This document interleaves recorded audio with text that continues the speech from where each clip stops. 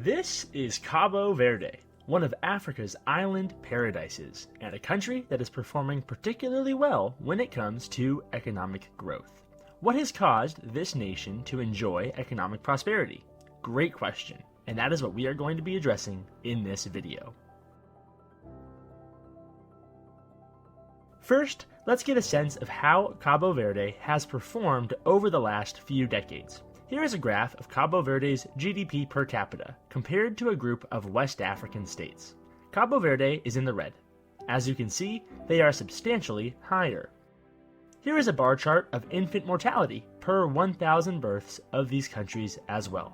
As you can see, Cabo Verde is clearly the lowest, which is a good thing. So, Cabo Verde is performing fairly well compared to their counterparts.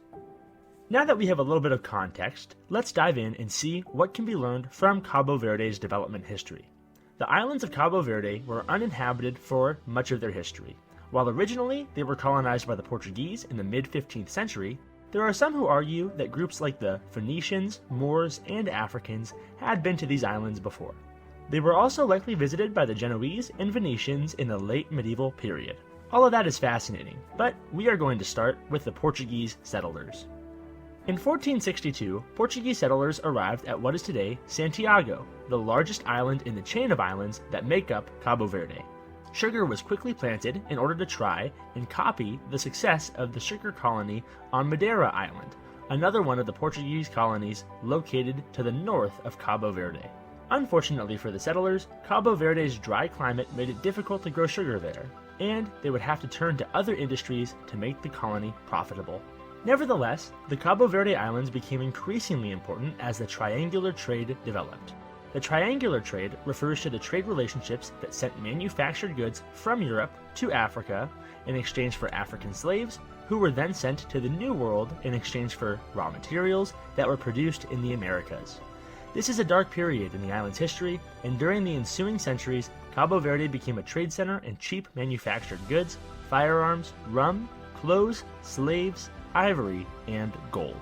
Now, what ensues from this point in the island's history is a fascinating story that involves how the British and Spanish began to target the prosperity that the islands were enjoying.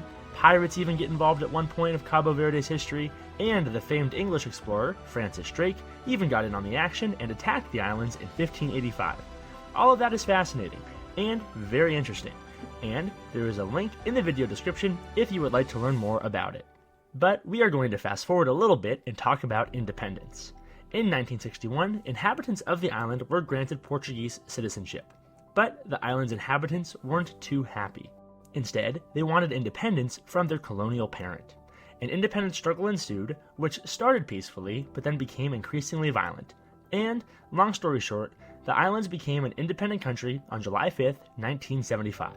Like any country, Cabo Verde would go on to have some struggles at independence. But, generally speaking, this nation has set itself apart when it comes to economic success. According to a report by the African Development Bank, Cabo Verde became the first country in the world to be upgraded from the UN Least Developed Countries list to a middle-income country as a result of efficient economic and social policies and strategies. The report goes on to list a number of reasons why Cabo Verde has seen the success that it has, laying out 3 phases of growth.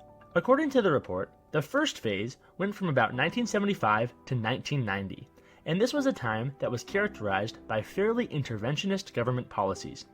Nevertheless, Cabo Verde's leaders did not spend inordinate amounts of money and were fairly fiscally prudent.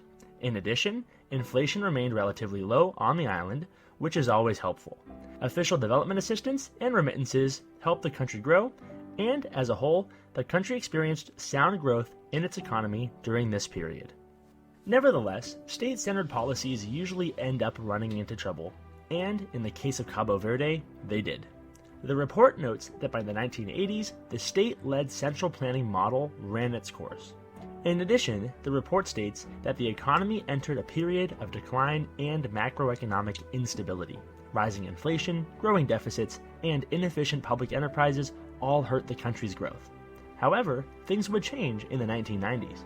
Thus, we now have the second phase of economic growth, which occurred from 1991 to 2001. And, broadly speaking, this was a period of economic liberalization. The ruling party lost its first election since independence, and the new government implemented structural reforms that were aimed at macroeconomic stability, privatization of state-owned enterprises, trade liberalization, and export-oriented production. These reforms led to significant growth, and private capital inflows grew significantly in the latter half of the 1990s. The third period of economic growth occurred from 2000 to 2010. And, interestingly enough, the former political party, the one that had led the country at independence and had pursued state-led development policies, came back into power. Were they going to reintroduce state-led development policies? The short answer is no. In fact, they continued the liberalization process and leaned further into free markets. By focusing on institutional and business climate reforms, Cabo Verde was able to help spur entrepreneurial activities and innovation across the islands. And since 2010, Cabo Verde has been one of the most economically free countries in all of Africa. Economic freedom has been shown to be highly correlated with important aspects of human well-being, such as education levels, democracy scores, health and wellness, amongst others.